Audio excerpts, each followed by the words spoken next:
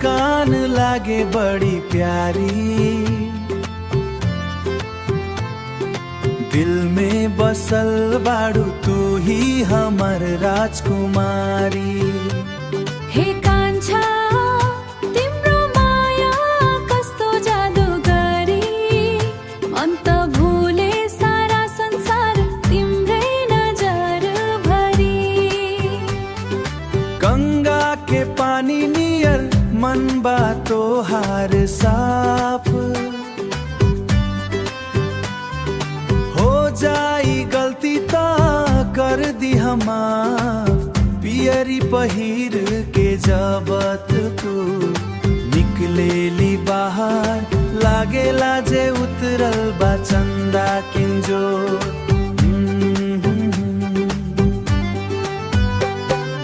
तिमी बिना एक्लो लाख छ यो मेरो जीवन,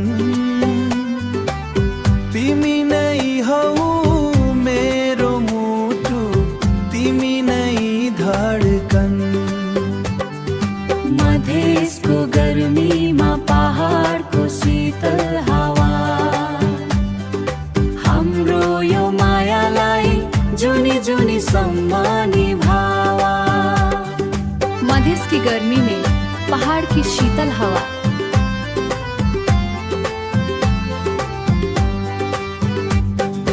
डाँडा पाखा गुन्जियो हाम्रो मायाको गीत,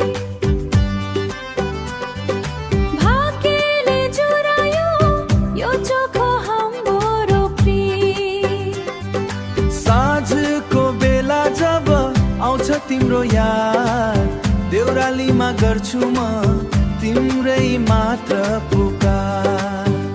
हो देउरालीमा गर्छु म तिम्रै मात्र पुकार। सेवा हो केहू न बा हमर दुनिया में, खुशबू बनके बसल बाड़ू तू तही जिया में। तोहार हमार ई प्यार के नाता,